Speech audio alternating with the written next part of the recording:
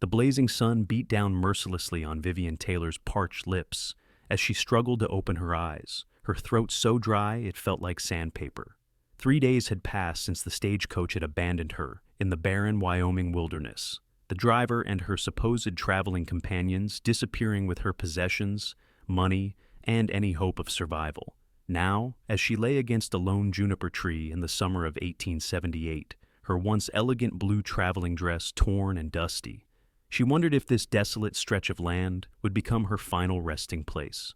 The journey west from Philadelphia had been Vivian's desperate attempt to escape a life that had crumbled around her. At 22, she'd lost her parents to influenza, and their substantial debts had forced her to sell the family home. The advertisement for teaching positions in Wyoming territory had seemed like Providence a chance to rebuild her life. Now, betrayed by the very people who had promised to escort her safely, she realized how naive she'd been. Vivian tried to moisten her lips, but her tongue felt swollen and useless. The water canteen they'd left her with had emptied yesterday, and the small bundle of food had lasted barely a day. She'd tried walking toward what she thought might be the direction of civilization, but disorientation and weakness had overcome her. The harsh reality of her situation pressed down on her with each labored breath. She was going to die here, alone and forgotten. Her vision blurred as she gazed out at the vast, unforgiving landscape. The rolling plains stretched endlessly, punctuated by distant buttes and mesas that shimmered in the heat. Wyoming territory, once full of promise, now seemed like a cruel joke. A tear slid down her dirt-streaked face, leaving a clean trail on her skin.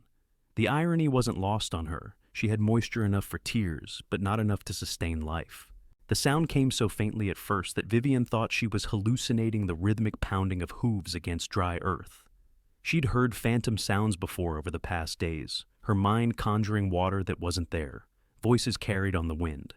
But this sound persisted, growing louder.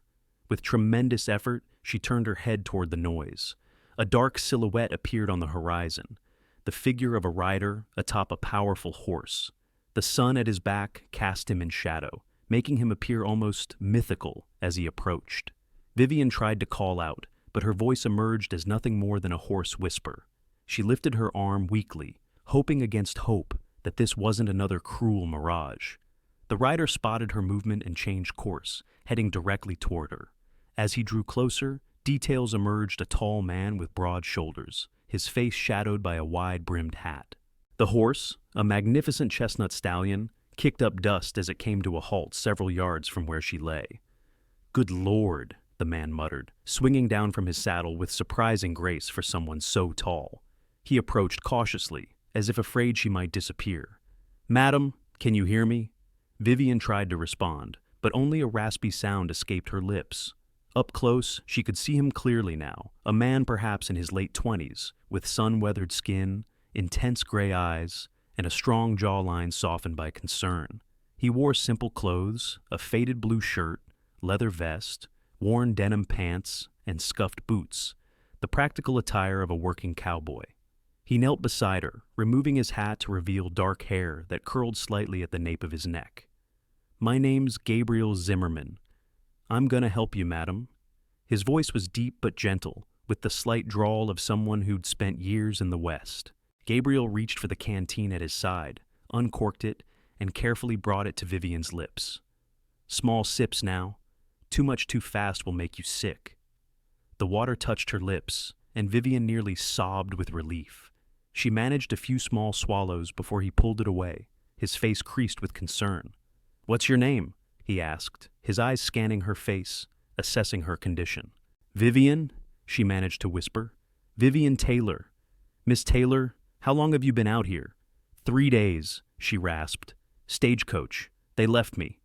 Gabriel's expression hardened, his jaw tightening. "Those bastards," he muttered, then immediately looked apologetic. "Pardon my language, Miss Taylor." He glanced around, taking in her isolated position. "You're lucky I found you. I don't usually ride this far south of my ranch." He allowed her another small sip of water. "I need to get you to shelter. My ranch is about 2 hours' ride from here. Can you stay on a horse with me?" Vivian wasn't sure she could, but the alternative was death in the wilderness. She nodded weakly. "Good. I'm going to pick you up now. Tell me if I hurt you." Gabriel's arms slid beneath her, one behind her back, the other under her knees. He lifted her as if she weighed nothing, and Vivian felt herself cradled against his chest, hearing the steady thump of his heart. Despite her dire situation, she felt an unexpected sense of security. He carried her to his horse, who stood patiently waiting. "This is Copper," Gabriel said, as if introductions were necessary.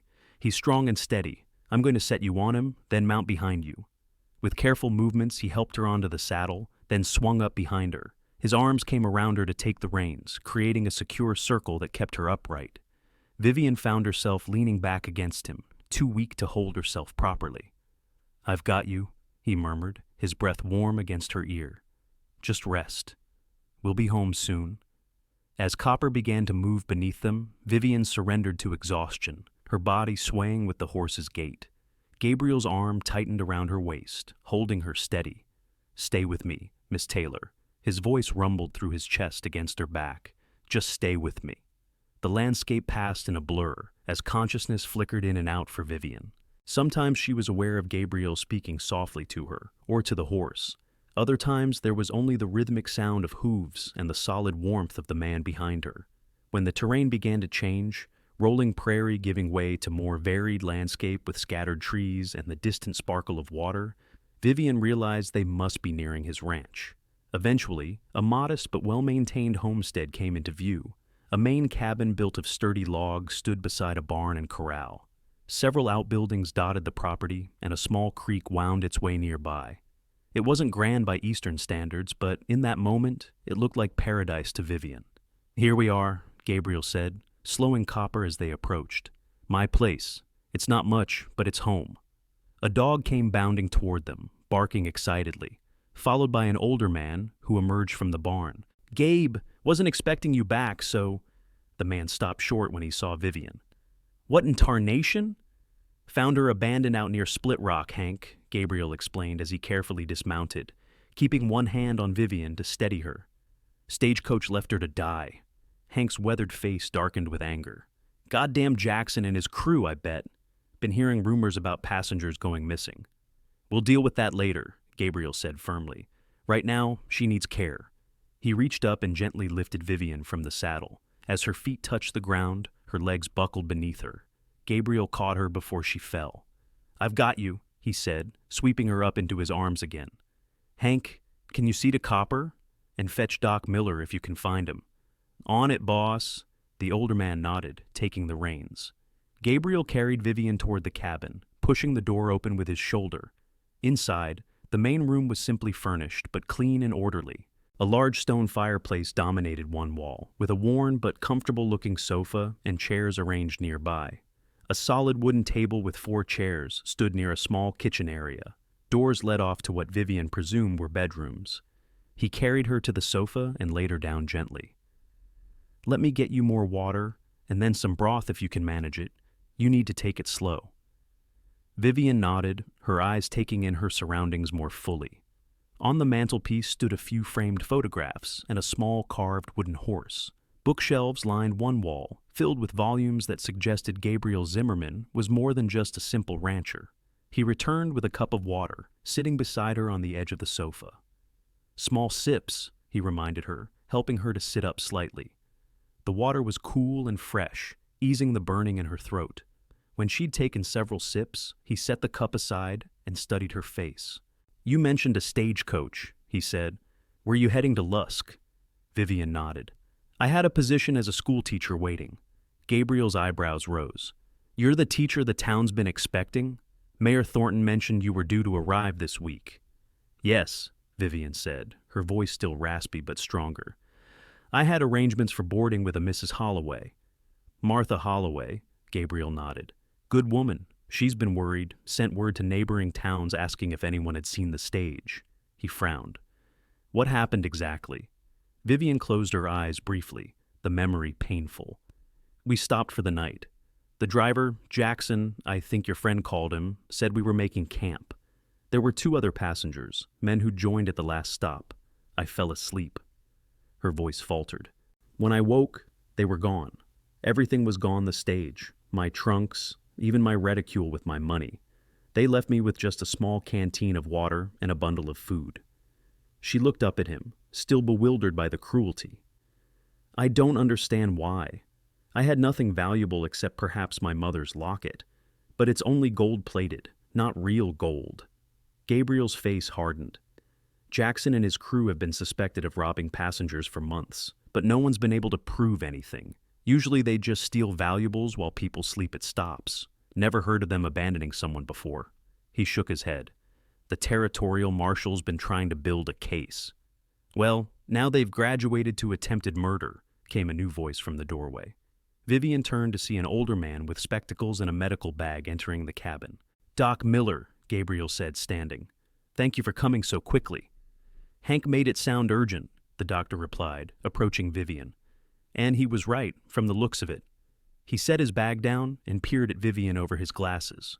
I'm Dr. Samuel Miller, young lady. Gabe here says you've been without water for quite some time. Yes, Vivian answered. My canteen ran dry yesterday, I think. The days blurred together. The doctor nodded sympathetically and began to examine her, checking her pulse and looking at her eyes. You're suffering from severe dehydration, and I suspect heat exhaustion as well. You're lucky Gabriel found you when he did. A few more hours. He didn't finish the sentence, but he didn't need to. What do we do for her, Doc? Gabriel asked, hovering nearby. Fluids, rest, and good food. Introduce slowly, Doctor, Miller instructed. Water at regular intervals, then weak broth, working up to more substantial fare as her body adjusts. He rummaged in his bag and produced a small brown bottle. This tonic will help restore her strength, 2 spoonfuls morning and night. He turned to Gabriel. She shouldn't travel for at least a week. She needs complete rest. Gabriel nodded without hesitation. She can stay here as long as needed.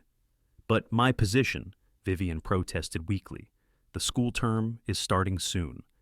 Martha Holloway's daughter Emma has been filling in, Dr. Miller assured her. She can continue until you're well enough. Right now, your recovery is what matters. After a few more instructions and promises to return in 2 days to check on her, the doctor departed, leaving Gabriel and Vivian alone again. You heard the doctor, Gabriel said, his tone gentle but firm. You're staying here until you're stronger. I'll send word to Mrs. Holloway and the mayor that you've been found and are recovering. Vivian felt tears welling in her eyes, overwhelmed by the kindness of this stranger who had saved her life. I don't know how to thank you, Mr. Zimmerman. Gabriel, he corrected. Or Gabe, and there's no need for thanks. He smiled, a warm expression that transformed his serious face. Anyone would have done the same. No, Vivian said softly. Not anyone. Those men left me to die. Gabriel's smile faded. Well, I'm not them. And while you're under my roof, you'll be safe. I promise you that, Miss Taylor. Vivian, she offered in return. Please call me Vivian. He nodded, then rose from his seat beside her. I should prepare some broth. You need nourishment. As he moved about the kitchen, Vivian watched him, noting the efficient way he worked, the confident movements of a man accustomed to taking care of himself. Despite her exhaustion and the trauma of the past days, she found herself curious about this cowboy who read books and spoke with such gentle authority. Have you lived here long? She asked, her voice gaining a little strength. Gabriel glanced over his shoulder as he stirred something in a pot. 5 years on my own. Before that, I worked this land with my father. He passed on and left it to me. There was a note of old grief in his voice. It's not the biggest spread in Wyoming territory, but it's good land. We run about 200 head of cattle, some horses. We? Vivian questioned. Hank's been with us since I was a boy. There are 3 other hands who live in the bunkhouse, Jose, Tom, and William, good men. He poured some broth into a mug and brought it to her. Here, try this. Slowly now. The broth was simple but flavorful, warming Vivian from the inside. She managed about half the mug before fatigue overwhelmed her again. Gabriel noticed immediately. You should rest. I've prepared the spare room for you. He hesitated. Can you walk, or shall I carry you? I can try to walk, Vivian said, not wanting to impose further. She tried to stand, but her legs trembled beneath her. Gabriel was at her side instantly, his arm around her waist supporting her. Lean on me, he said, and Vivian did, grateful for his strength as he guided her to a small but clean bedroom. A neatly made bed with a colorful quilt awaited her, along with a washstand, a small chest of drawers, and a rocking chair by the window. "It's not fancy," Gabriel said, sounding almost apologetic. "It's perfect," Vivian assured him, thinking it the most welcoming sight she'd seen in days. He helped her to the bed, and she sank onto it gratefully. "I'll be just outside if you need anything," he promised. "Rest now." As he turned to leave, Vivian caught his hand impulsively. "Thank you," she said simply. "For my life." Gabriel looked down at their joined hands, then back to her face. Something passed between them, a current of understanding that transcended their brief acquaintance. "Sleep well, Vivian," he said softly, gently disengaging his hand from hers. As he closed the door behind him, Vivian settled back against the pillows. For the first time in days, she felt safe. As sleep claimed her, her last conscious thought was of gray eyes that held both strength and kindness, and strong hands that had carried her from death back to life. The next few days passed in a blur of rest and gradual recovery for Vivian. True to his word, Gabriel sent a rider to Lusk with news of her situation, and received back a letter from Mrs. Holloway expressing relief and assuring Vivian that her position would be waiting when she was well enough to assume it. By the fourth day, Vivian was strong enough to sit in the rocking chair by her bedroom window, watching the daily activities of the ranch. She observed Gabriel moving among the buildings and corrals, directing the work with quiet authority. There was something compelling about the way the other men respected him, not out of fear, but genuine regard. On the fifth morning, Vivian awoke feeling significantly stronger. She managed to wash and dress herself in a simple dress that had been delivered from Mrs. Holloway's, along with some other basic necessities. When she emerged from her room, she found Gabriel at the table, reviewing what appeared to be ledgers. He looked up, surprise and pleasure crossing his face. "You're up. How are you feeling?" "Much better," Vivian said, smiling. "I think I might even venture outside today if that's permitted." Gabriel stood, setting aside his papers. "Of course, some fresh air would do you good." He assessed her with a careful gaze. "You've got some color back in your cheeks." "Thanks to your care," Vivian acknowledged. "I don't know many men who could nurse an invalid so capably." A slight flush colored Gabriel's tanned face. "When you live out here, you learn to handle all sorts of situations. Besides, Hank did most of the cooking." As if summoned by his name, the door opened and the older man entered, carrying a basket of eggs. "Well, look who's up and about," he exclaimed, seeing Vivian. "You're looking mighty improved, Miss Taylor. Please, call me Vivian," she said warmly. "And thank you for the wonderful meals. They've been a great comfort." Hank beamed at her. "Just doing my part. Glad to see you recovering." He turned to Gabriel. "Jose and Tom are heading out to check the north pasture. That new bull's been making trouble again." Gabriel nodded. "I'll join them after breakfast." He looked at Vivian. "Would you like to see a bit of the ranch today? I could take you around, show you what we do here." "I'd like that very much," Vivian said, genuinely interested. After a hearty breakfast of eggs, bacon, and biscuits, the most substantial meal Vivian had managed since her rescue, Gabriel led her outside into the bright Wyoming morning.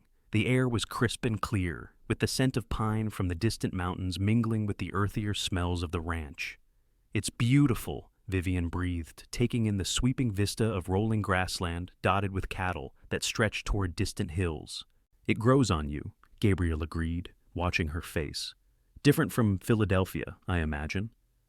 "Very different," she said. "But there's something honest about it, something real." She turned to look at him. "Do you ever miss civilization, towns, people?" Gabriel considered this as they walked slowly toward the barn. "Lusk is civilization enough for my needs. I get there every couple of weeks for supplies and news." He smiled slightly. "I have my books for company and the hands for conversation." "But no family?" Vivian asked, then immediately regretted her boldness. "I'm sorry, that's too personal." "No, it's a fair question," Gabriel assured her. "My mother died when I was young. My father raised me here, taught me everything about ranching. After he passed, there was just me." He paused. "What about you? You mentioned losing your parents, but no other family?" Vivian shook her head. "I was an only child. My father was a professor at the university. My mother a musician. They never expected to have to leave me so soon." She sighed. "When they died of influenza last year, I discovered Father had made some poor investments. The family home had to be sold to cover debts. So you came west for a fresh start, Gabriel surmised. Yes. The position in Lusk seemed providential, a small town that needed a teacher, offering room and board, plus a modest salary. She smiled wryly. Of course, I never anticipated my journey taking such a dramatic turn. They had reached the barn, and Gabriel opened the door for her. Inside, the sweet smell of hay mingled with the earthier scent of horses. Several stalls lined one side, most occupied by horses who turned curious eyes toward the visitors. This is our working barn, Gabriel explained, where we keep the horses we use daily and store equipment. He led her to a stall where a magnificent chestnut horse stood, the same one that had carried them both to safety. You've already met Copper. The horse nickered softly, extending his head over the stall door. Gabriel produced an apple from his pocket and offered it to the animal, who took it delicately. He's beautiful, Vivian said, hesitantly reaching out to stroke the horse's neck. He's also the reason you're alive, Gabriel said quietly.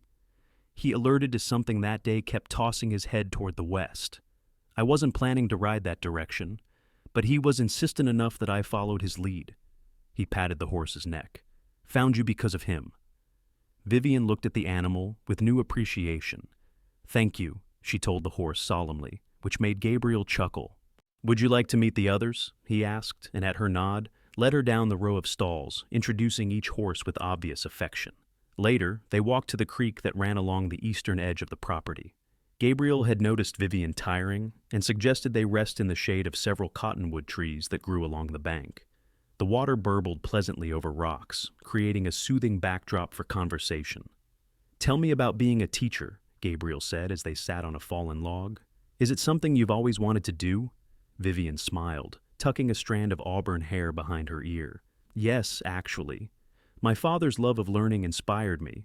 I was educated at a ladies' seminary in Philadelphia, but father supplemented my studies at home. He believed women's minds were just as capable as men's. A progressive view, Gabriel commented. Yes, not everyone shared it. She looked at him curiously.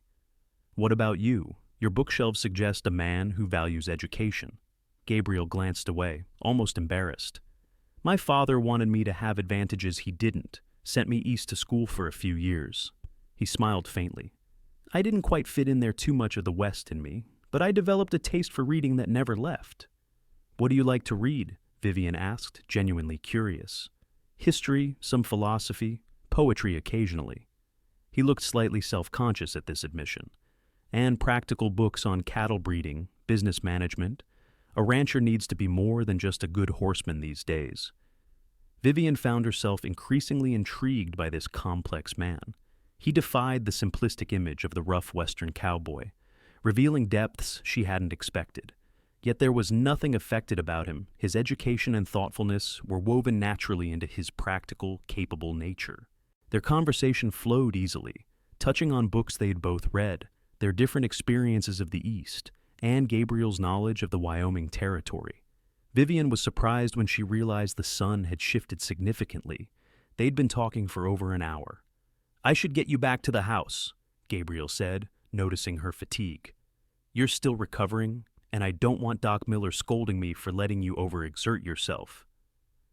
As they walked back, Vivian found herself reaching for Gabriel's arm when the ground grew uneven. He offered it without comment, his strength steady beside her. Something was shifting between them, a comfort and ease that belied their short acquaintance. That evening, for the first time, Vivian joined Gabriel and Hank at the dinner table instead of eating in her room. The three of them shared a meal of venison stew, fresh bread, and apple pie that Hank proudly announced he had baked specially to celebrate her recovery. This is wonderful, Vivian exclaimed after tasting the pie. Where did you learn to cook like this, Hank? The older man's weathered face creased in a smile. My mama taught me, said a man who can't feed himself is only half a man. He winked at Gabriel. I passed some of it on to the boss here, though he's better with steaks than pastry. Gabriel rolled his eyes good-naturedly. I manage. That he does, Hank agreed. Runs this place better than his daddy ever did, if you want the truth. Got a head for the business side of ranching, not just the work. Vivian noticed Gabriel's slight discomfort at the praise. The ranch seems very well organized, she offered. How large is your property? Grateful for the change of subject, Gabriel explained. We have about 5,000 acres, not the biggest spread in the territory, but good land with reliable water. Pride crept into his voice as he spoke about the improvements he'd made, the breeding program he'd established for both cattle and horses. After dinner, Hank excused himself to join the other hands in the bunkhouse, leaving Gabriel and Vivian alone. Gabriel made coffee, and they moved to the sitting area near the fireplace, where a small fire took the evening chill from the air. Dr. Miller is coming tomorrow, Gabriel mentioned as he handed Vivian a cup of coffee. He'll probably clear you to travel to Lusk if you're feeling ready. Something in his tone made Vivian look up sharply. Are you eager to have your home back to yourself? She asked, trying to keep her voice light. No, Gabriel said quickly, then looked almost surprised at his own vehemence. More moderately, he added, That is, you're welcome here as long as you need, but I understand you have obligations in Lusk, a position waiting. Yes, Vivian acknowledged, feeling a strange reluctance at the thought of leaving. The school term will be starting soon. I should take up my post. A silence fell between them, laden with things unsaid. Vivian stared into the fire, aware of Gabriel's presence beside her, solid and reassuring. In the short time she'd known him, he'd become important to her in ways she hadn't anticipated. He'd saved her life, yes, but it was more than gratitude she felt toward him now. Vivian, Gabriel began, then stopped, as if uncertain how to continue. She turned to look at him, finding his gray eyes intent on her face, searching. What will you tell people in Lusk? He asked finally. About what happened? The question wasn't what she'd expected. She considered it carefully. The truth, I suppose, that I was abandoned by the stagecoach, left to die, and saved by you. She paused. Do you think I shouldn't? Gabriel set his coffee cup down and leaned forward. Jackson and his crew are dangerous. If they learn you survived to identify them, they might try to silence you. A chill ran through Vivian despite the fire's warmth. You think they would come after me? I think it's possible, he said grimly. These men have operated with impunity for too long. Your testimony could be what finally brings them to justice. Then I have to speak up, Vivian said firmly. I can't let them continue to prey on others. What if the next person they abandon isn't as fortunate as I was? Gabriel's expression softened. I thought you might say that.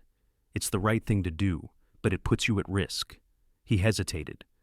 I want you to know that if you ever feel unsafe in Lusk, my door is open to you.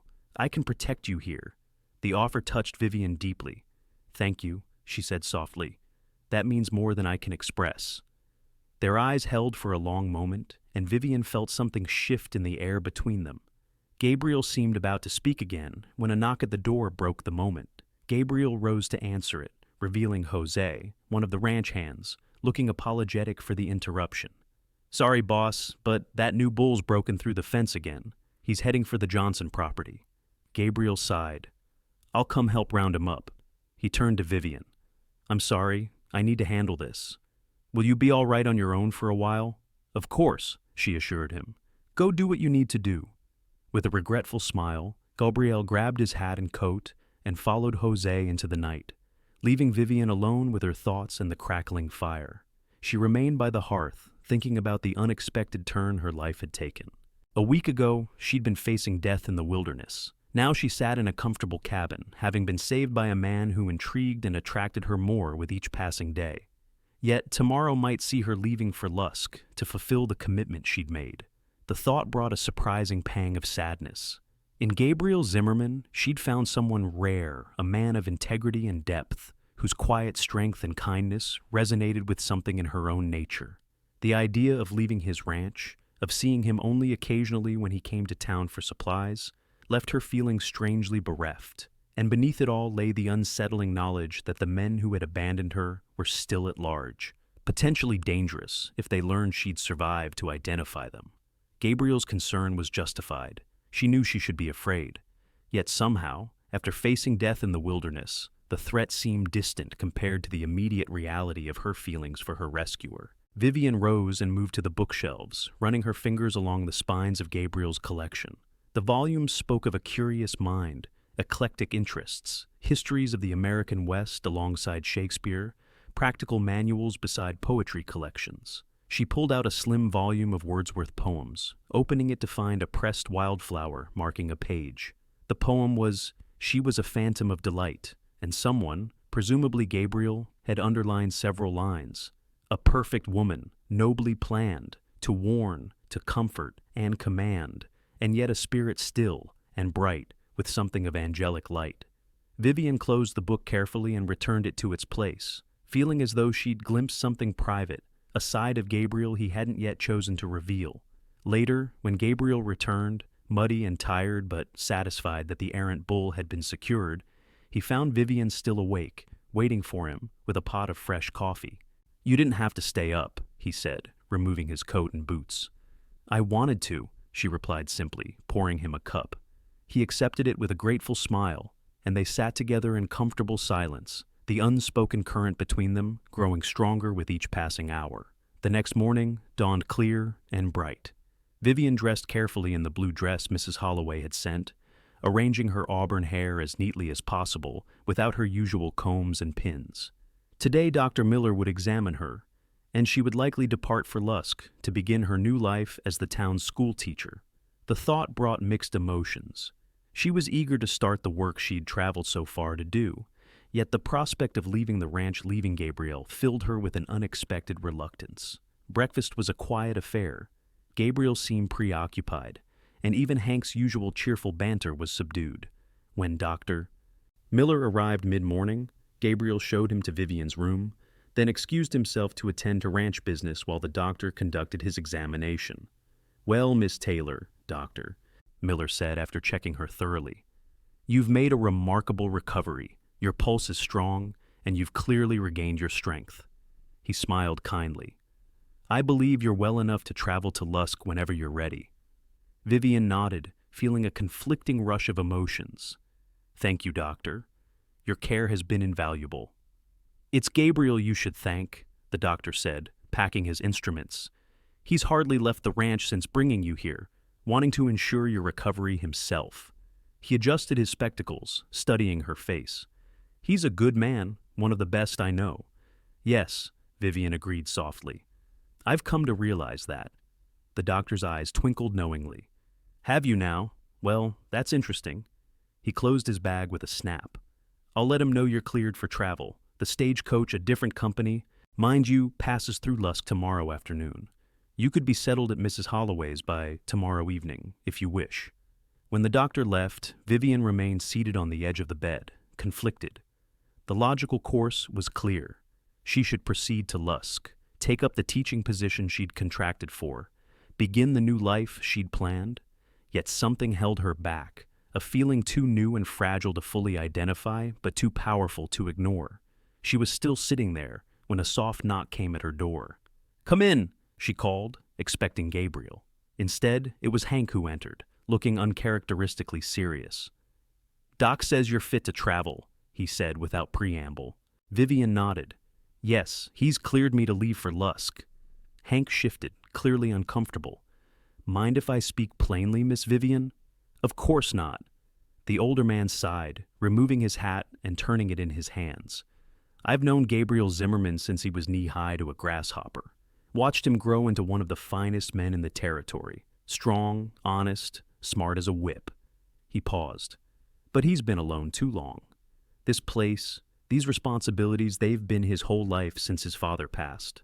Vivian listened, unsure where this was leading. "Thing is," Hank continued, "I ain't never seen him look at anyone the way he looks at you, like you're water in the desert." He met her eyes directly. "And I see how you look back at him." Heat rose to Vivian's cheeks. "Hank, He held up a hand. "Not my place to interfere, I know. But that boy's been like a son to me, and I hate to see him hurting. Which he will be when you go, even though he'd never say so." Hank replaced his hat. "Just thought you should know that. Whatever you decide." With that, he nodded respectfully and left, closing the door behind him. Vivian sat motionless, Hank's words echoing in her mind. Did Gabriel truly care for her that deeply? And what of her own feelings? The attraction she felt toward him was undeniable, but was it merely gratitude or something more enduring? She rose and went to the window, gazing out at the ranch that had become her haven. In the distance, she could see Gabriel by the corral, working with one of the younger horses. His movements were confident and gentle, the animal responding to his quiet authority. As she watched, he looked up suddenly toward the house, as if sensing her gaze. Even at this distance, the connection between them was palpable. Vivian turned away from the window, her decision crystallizing. She needed to speak with Gabriel to understand what was growing between them before she could choose her path forward. She found him later that afternoon by the creek where they had talked the day before. He stood skipping stones across the water, lost in thought until he heard her approach. "Vivian," he said, turning to face her, "Dr. Miller told me you're well enough to travel." There was a careful neutrality in his tone that hadn't been there before. "Yes," she confirmed, coming to stand beside him. "The stage passes through Lusk tomorrow." Gabriel nodded, his expression giving nothing away. "I can take you to town in the morning. It's about a 3-hour ride." "Thank you." Vivian gathered her courage. "Gabriel, before I make any decisions, there's something I need to ask you." He looked at her then, his gray eyes serious. "What is it?" "These past days, since you found me." She hesitated, then pressed on. "I've felt something growing between us. Something I didn't expect." She met his gaze directly. "I need to know if I'm alone in this feeling." For a moment, Gabriel seemed frozen, his face a study in conflicting emotions. Then he took a step toward her, closing the distance between them. "No," he said quietly, intensely. "You're not alone." Relief flooded through Vivian, followed quickly by a new tension as Gabriel continued. "But I have no right to ask you to stay. You came west to teach, not to bury yourself on a ranch miles from town with a man you barely know." "I came west for a new beginning," Vivian corrected him, "and I'm beginning to think that might take a different form than I originally planned." Hope flickered in Gabriel's eyes. "What are you saying?" "I'm saying that I don't know what this is between us yet, but I want the chance to find out." She took a deep breath. "If I go to Lusk tomorrow, will you come visit me, properly court me if that's what you want?" Gabriel's face softened, a smile tugging at his lips. "Is that what you want? To be courted by a rancher?" "I want to know the man who saved my life," Vivian said honestly. "The man who reads Wordsworth and underlines passages about perfect women." Gabriel looked startled, then chagrined. "You found that?" "I did," she admitted. "It made me wonder if perhaps you saw something in me worth knowing better." "From the moment I found you," Gabriel said softly, "even half dead from thirst and exhaustion, I saw your courage, your will to survive." He reached out hesitantly, taking her hand. "And every day since, I've discovered more to admire. Your intelligence, your kindness, your determination." His thumb traced circles on the back of her hand, sending shivers up her arm. "Yes, Vivian Taylor, I would very much like to court you properly. If you'll go to Lusk tomorrow, I'll come to town every Sunday. I'll sit in the front pew of the church and take you to dinner after the service. I'll bring you books and listen to your stories about your students." Vivian felt tears pricking her eyes, moved by the simple sincerity of his words. "I'd like that," she whispered. Gabriel's free hand came up to gently touch her cheek. "May I?" he asked, his intent clear in his eyes. At her nod, he leaned down and brushed his lips against hers, a kiss so gentle it was barely a whisper of contact. Yet it sent a current through Vivian that left her breathless. When he pulled back, his eyes were darker, more intense. "I'll take you to Lusk tomorrow," he said, his voice rougher than before, "and I'll count the days until Sunday." Hand in hand, they walked back to the ranch house, the future stretching before them, filled with possibilities neither had imagined a week before. The journey to Lusk the next morning was bittersweet. Gabriel drove a small buggy rather than riding horseback, allowing them to sit side by side for the 3-hour trip. The landscape was beautiful in the morning light, rolling grasslands giving way to scattered woodlands as they approached the town. They talked easily, making plans for his Sunday visits, discussing books they might read together, sharing stories from their pasts.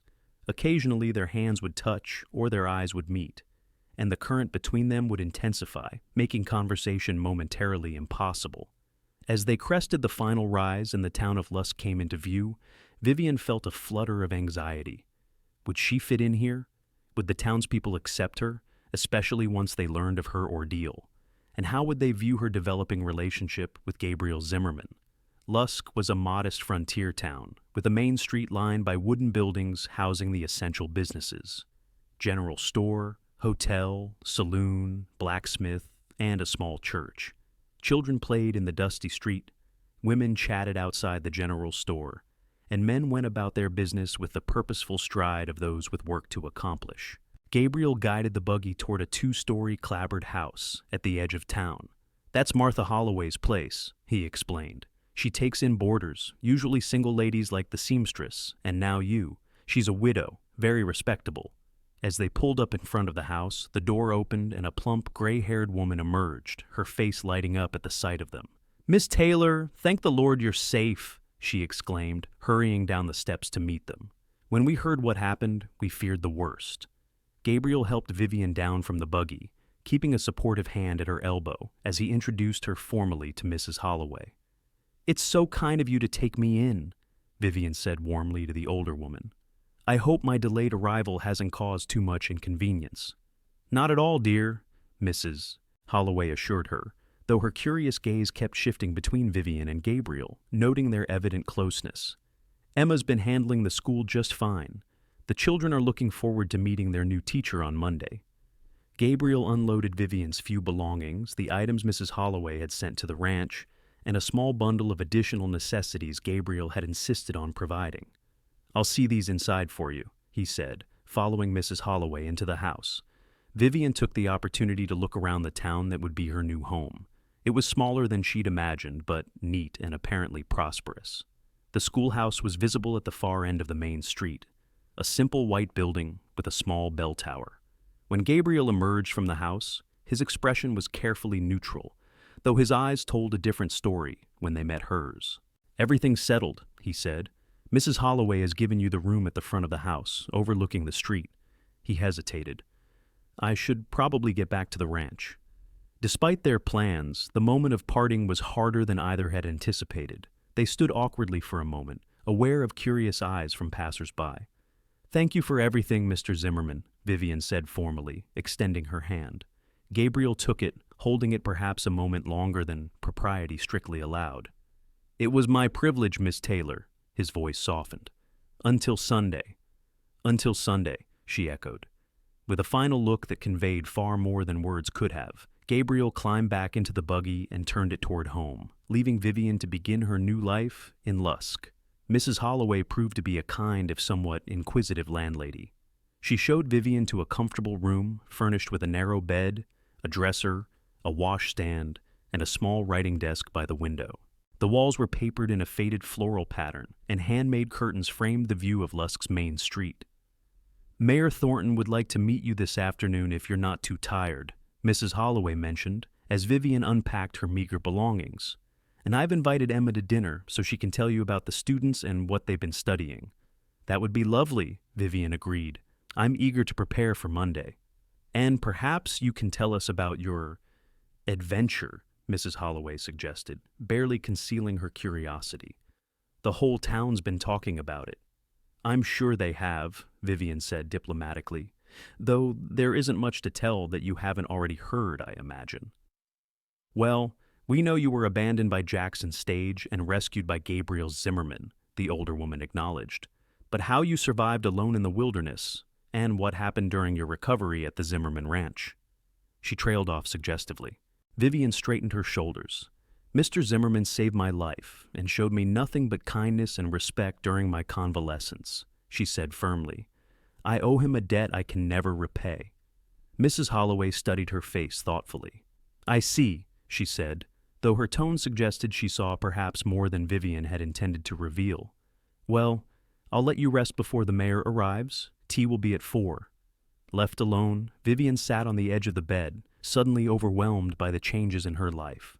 In the span of 2 weeks, she'd traveled from Philadelphia to Wyoming, been abandoned and left to die, rescued by a stranger who was rapidly becoming much more than that, and now found herself in a small frontier town where she knew no one, and everyone knew or thought they knew her story. She moved to the window, looking out at the dusty street below. Children played a game with hoops and sticks. Women carried baskets of shopping. Men talked in groups outside the saloon. Normal, everyday life in a western town. Soon she would be part of it, the new school teacher, a role she'd prepared for and desired. Yet her mind kept straying to a creekside conversation and a gentle kiss, to gray eyes that saw her truly and strong hands that had carried her from death back to life. "Gabriel," she whispered to the empty room, her heart constricting with an emotion too new to name but too powerful to deny. The following days passed in a whirlwind of activity as Vivian settled into her new role and home.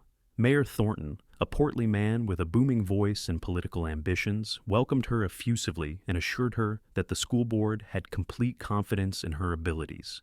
Emma Holloway, a shy girl of 19 who had been substituting as teacher, proved to be a valuable resource, providing insights into each of the 23 students Vivian would be teaching. On Monday morning, Vivian stood before her class for the first time, 23 pairs of eyes ranging from 6-year-old beginners to 17-year-old students in their final year, regarding her with curiosity and varying degrees of interest. "Good morning," she began, her voice steady despite her nerves. "I am Miss Taylor, your new teacher. I've come all the way from Philadelphia to be here with you, and I'm looking forward to learning about each of you as we work together this term." By the end of the first week, Vivian had begun to find her rhythm, establishing routines and gaining the children's trust. The work was challenging but rewarding, and she found genuine joy in watching her students grasp new concepts. Each evening she wrote in her journal, recording her experiences and thoughts. And increasingly, her thoughts turned to Gabriel and the approaching Sunday when she would see him again.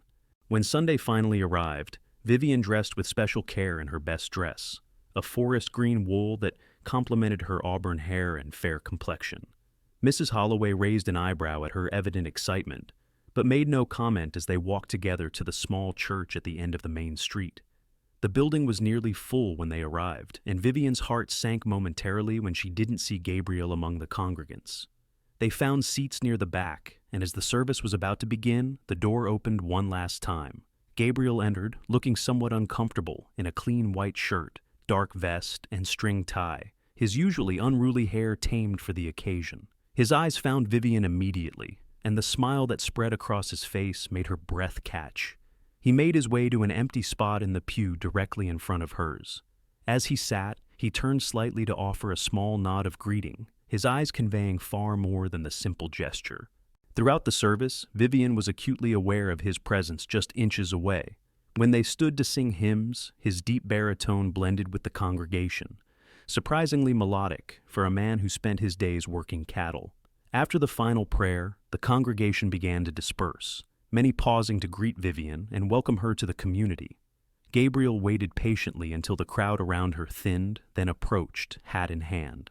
"Miss Taylor," he said formally, though his eyes held a warmth that belied the formality of his address. "I was hoping you might join me for dinner at the hotel restaurant." Vivian felt Mrs. Holloway's curious gaze on them. "That would be lovely, Mr. Zimmerman," she replied, equally formal. They walked side by side down the main street toward the small hotel, maintaining a proper distance but painfully aware of each other. Several townspeople watched them pass, heads together in speculative conversation. "I see I'm providing the town with fresh gossip," Vivian remarked quietly. Gabriel glanced at her, amusement lifting the corner of his mouth.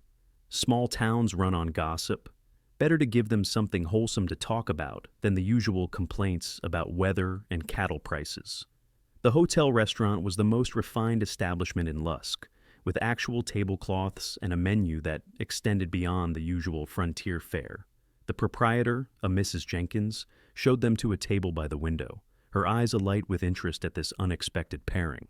Once they were seated and had ordered, the constraints of public scrutiny relaxed slightly, allowing for more natural conversation. "How has your first week been?" Gabriel asked, genuinely interested.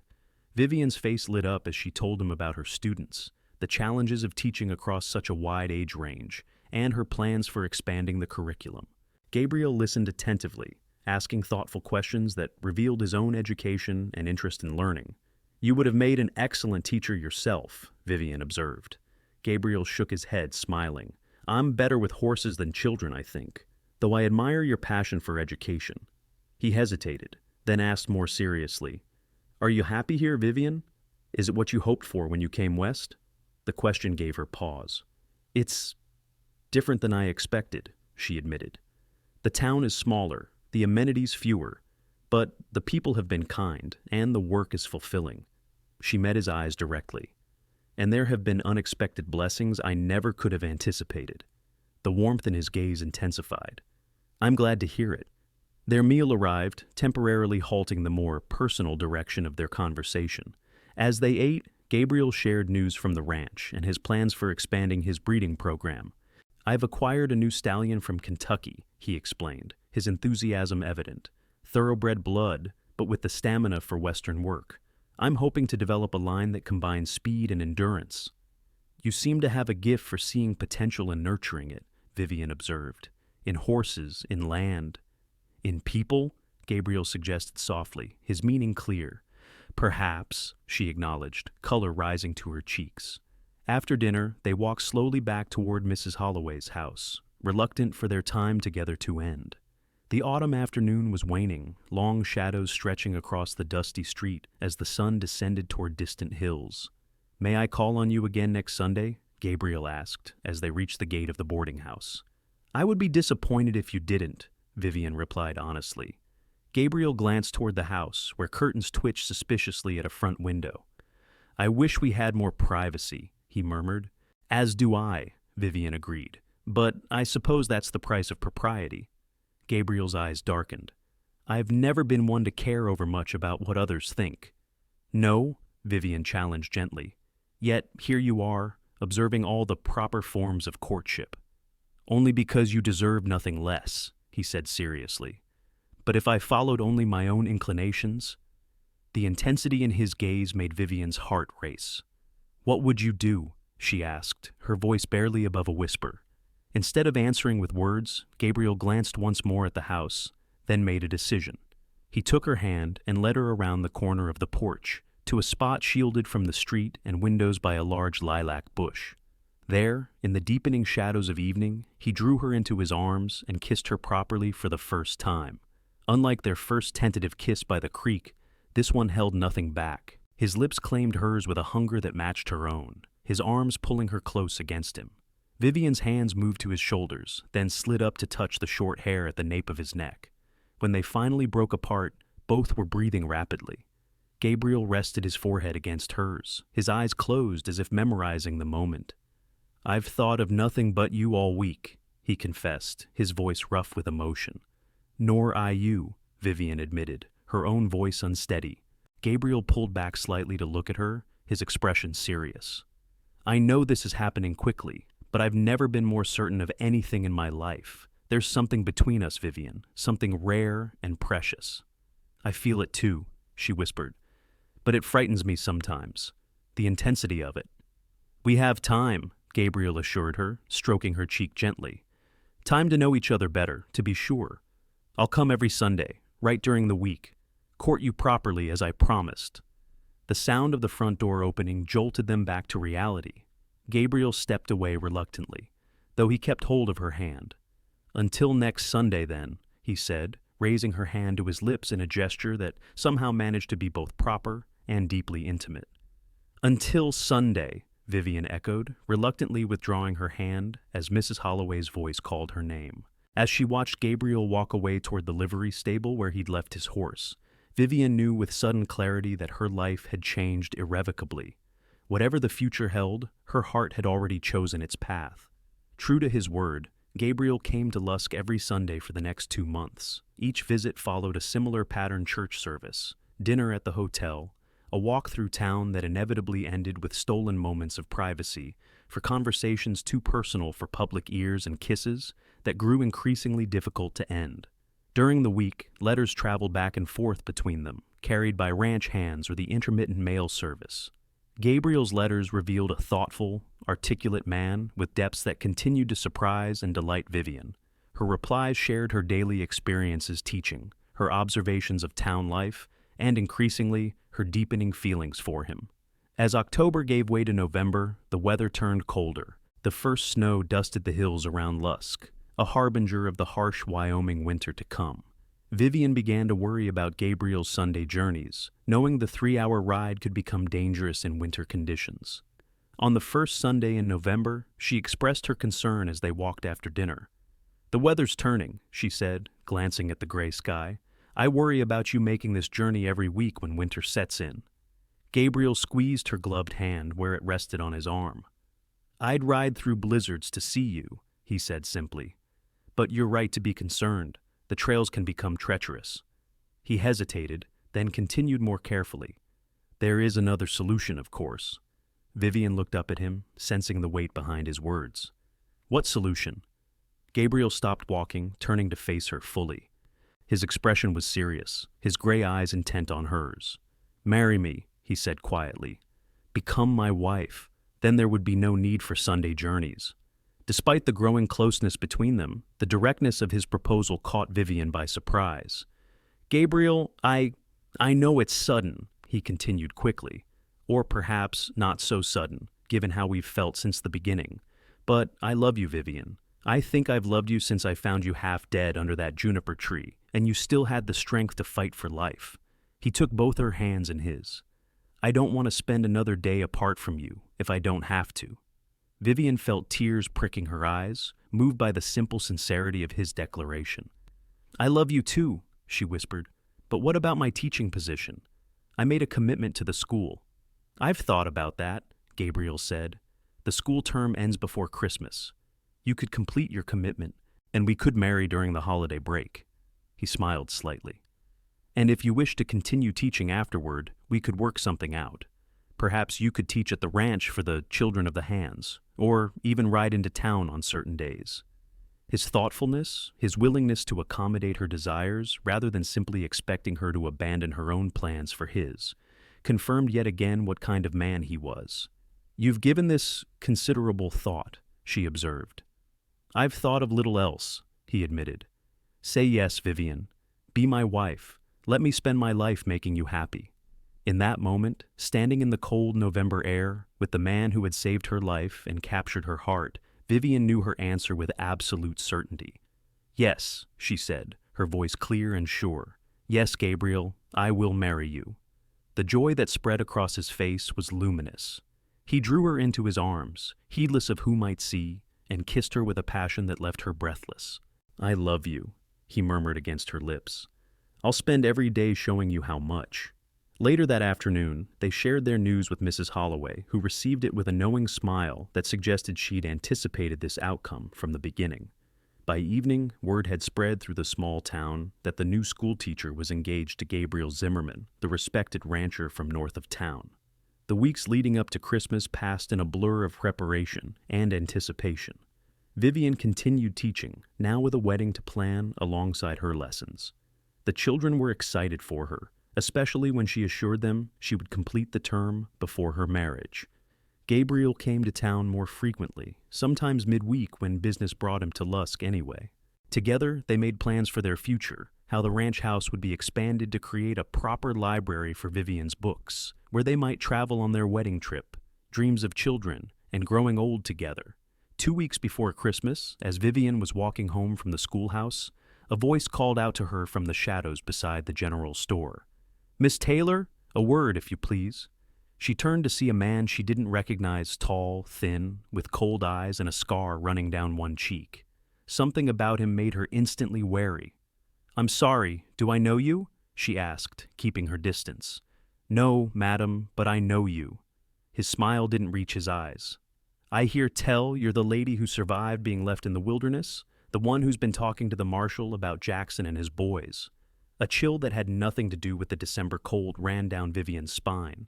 She'd given a formal statement to the territorial marshal the previous month, identifying the stagecoach driver and his accomplices who had abandoned her. "I merely told the truth about what happened to me," she said, trying to keep her voice steady. "If you'll excuse me, I need to be getting home." She turned to leave, but the man stepped forward, blocking her path. "See, the thing is, Miss Taylor, Jackson don't take kindly to folks who talk to lawmen about his business. He sent me to deliver a message." Fear coiled in Vivian's stomach, but she lifted her chin, refusing to show it. "And what message is that?" "That maybe you should reconsider your story. Maybe you got confused, hit your head, don't remember so clear who exactly was driving that stage." His voice hardened. "Because if you don't, well, accidents happen, especially to school teachers who walk home alone." Before Vivian could respond, Another voice cut through the gathering dusk deeper, dangerous in its controlled fury. "Step away from her! Now!" Gabriel emerged from the direction of the livery stable, his face set in hard lines she'd never seen before. He moved to Vivian's side, placing himself slightly in front of her. The stranger's expression shifted, calculation replacing the earlier menace. "Just having a friendly conversation with the lady," he said, his tone suddenly casual. "I heard enough to know there was nothing friendly about it," Gabriel replied coldly. "You're threatening my fiancé on behalf of Jackson." His hand moved slightly toward the gun at his hip, a gesture not lost on the other man. "Tell Jackson if he or any of his men come near her again, I'll kill them. That's not a threat. It's a promise." A tense moment passed as the two men stared at each other. Then the stranger shrugged, apparently deciding this confrontation wasn't worth pursuing. "Just delivering a message," he said, backing away. "What folks do with it is their business." As he disappeared around the corner, Vivian released a breath she hadn't realized she was holding. Gabriel turned to her immediately, his hands gentle on her shoulders as he searched her face. "Are you all right? Did he hurt you?" "No, I'm fine," she assured him, though she couldn't control the slight trembling in her voice. "He just frightened me." Gabriel pulled her close, his arms strong around her. "I'm sorry I wasn't here sooner. I was picking up supplies at the mercantile when I saw him approach you." His body was tense against hers. "This changes things, Vivian. Jackson is more dangerous than we thought if he's sending men to threaten you in broad daylight." "What do we do?" she asked, her face pressed against his chest, finding comfort in his solid presence. Gabriel was silent for a moment, thinking. "I'm not letting you stay alone in town," he finally said. "Not when Jackson's men know where to find you. But my teaching commitment, we'll figure something out," he promised. "But your safety comes first. We need to talk to the marshal and Mayor Thornton." By nightfall, plans had been made. The marshal sent telegrams to neighboring towns, alerting law enforcement to be on the lookout for Jackson and his known associates. Mayor Thornton, concerned for both Vivian's safety and the potential scandal if anything happened to the town's teacher, agreed to an acceleration of the school calendar. The term would end early, with the final week's lessons condensed into intensive sessions. And most significantly, Gabriel and Vivian's wedding date was moved up. Instead of waiting until after Christmas, they would marry the following Sunday, just 1 week away. "Are you sure about this?" Gabriel asked Vivian that evening, as they sat in Mrs. Holloway's parlor, the landlady having discreetly made herself scarce to give them privacy. "Everything's happening so fast now. I don't want you to feel rushed into marriage because of Jackson's threats." Vivian took his hands in hers, her gaze steady. "I'm sure about you, Gabriel. I have been since that day by the creek when you first kissed me." She smiled softly. "The timing may be dictated by circumstances, but my choice isn't. I want to be your wife, whether it's next week or next month." Relief and love washed over Gabriel's face.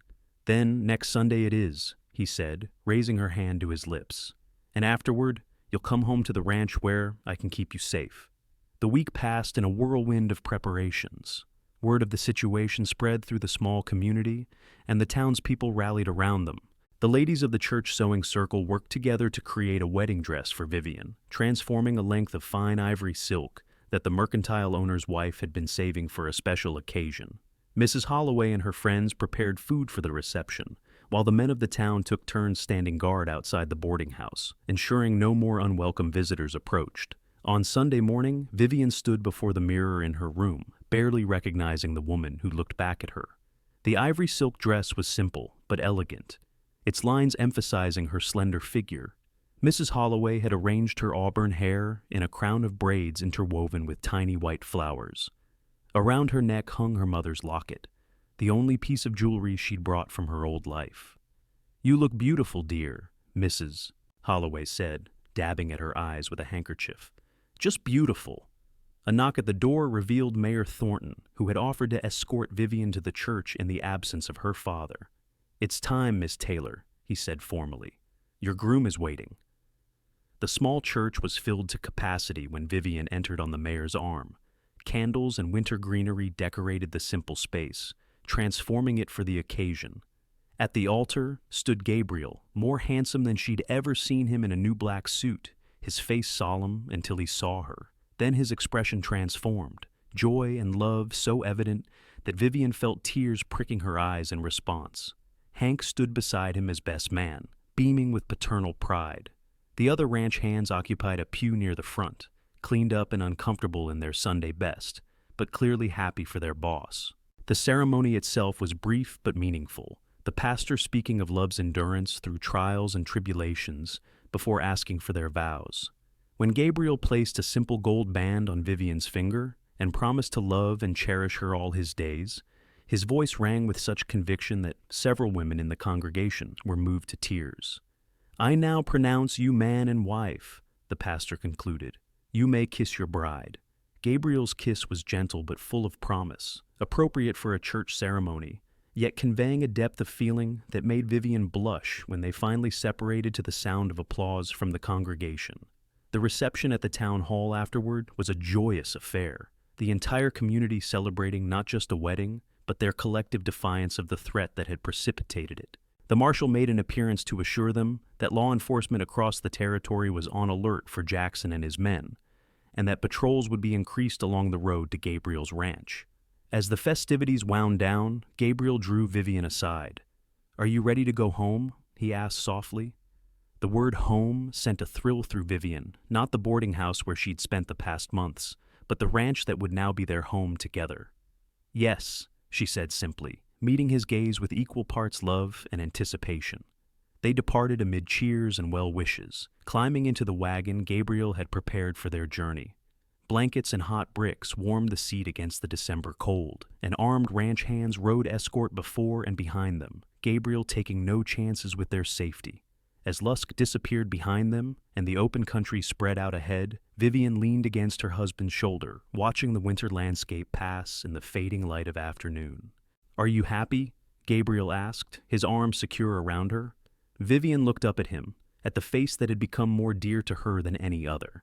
"Completely," she answered truthfully. "Are you?" Gabriel's smile was answer enough, but he added, "More than I ever thought possible." He hesitated, then continued.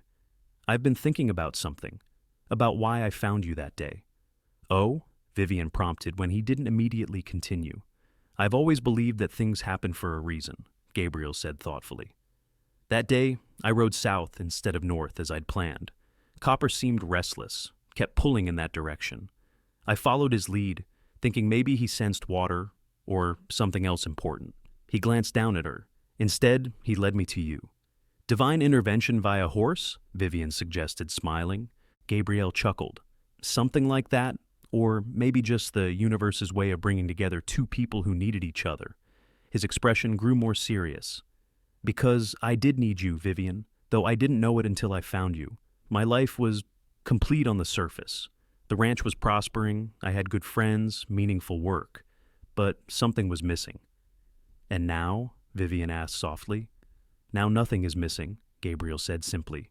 "Now everything makes sense." Vivian reached up to touch his face, struck once again by the depth of feeling between them. "I was running away when I came west," she admitted. "From debts, from memories, from a life that had fallen apart.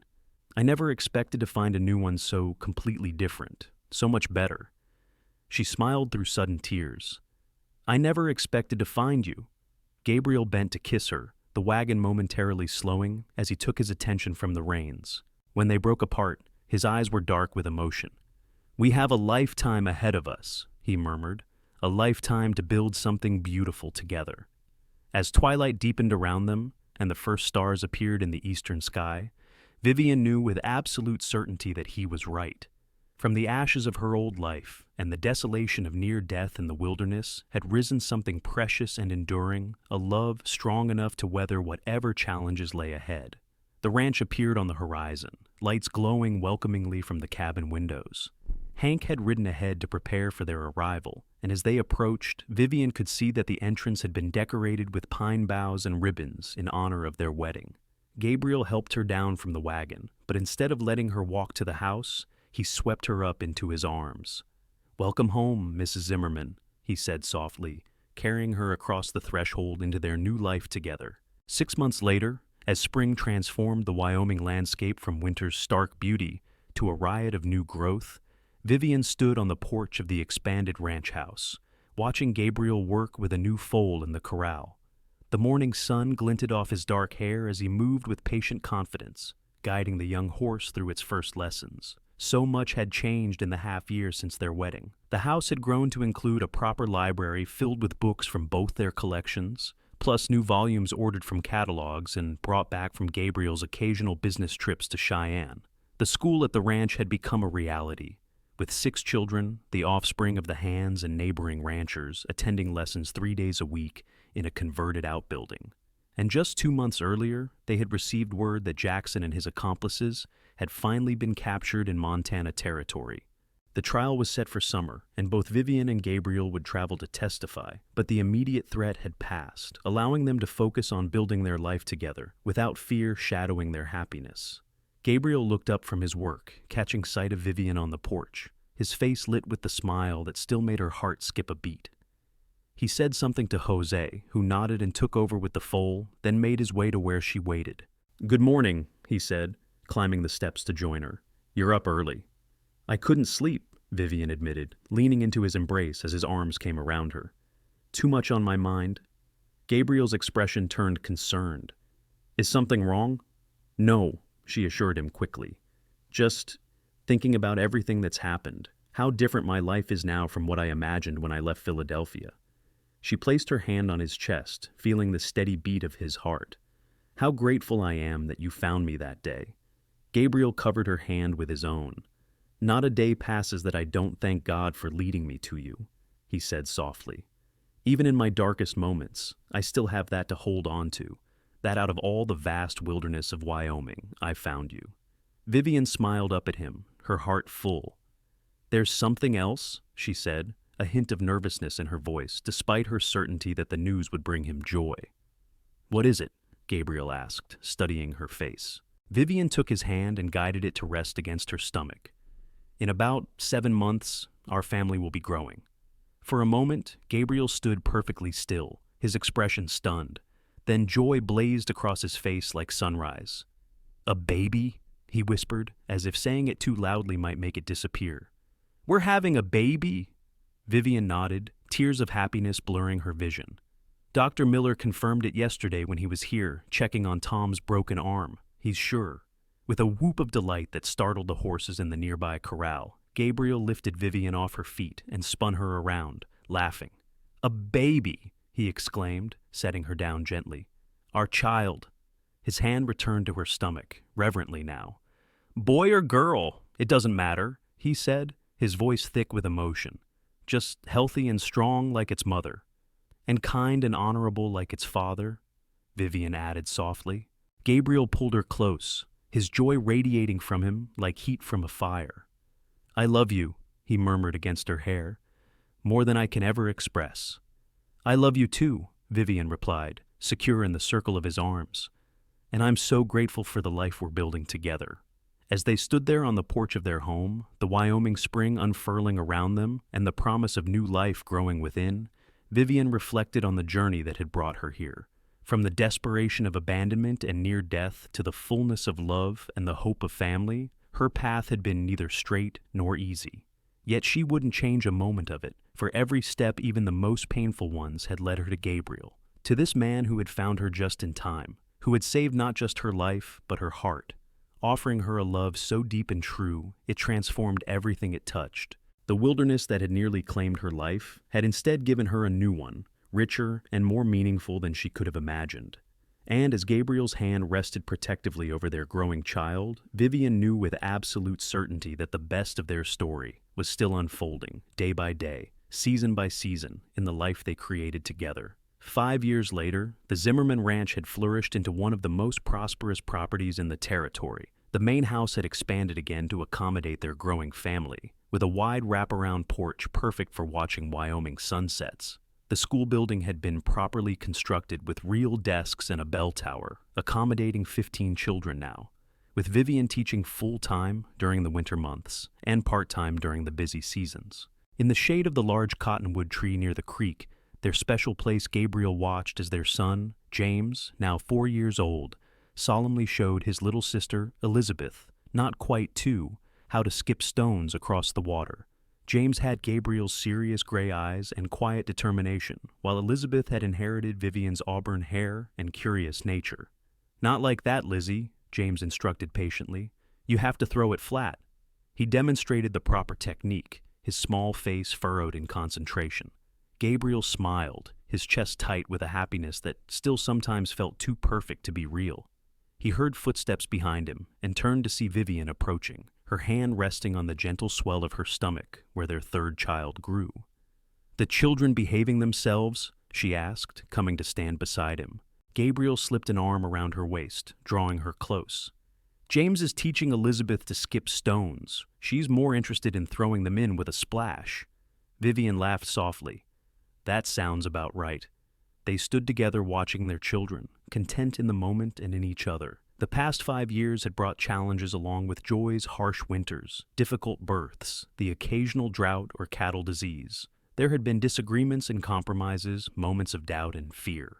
But through it all, their love had only deepened, strengthened by shared struggles and triumphs.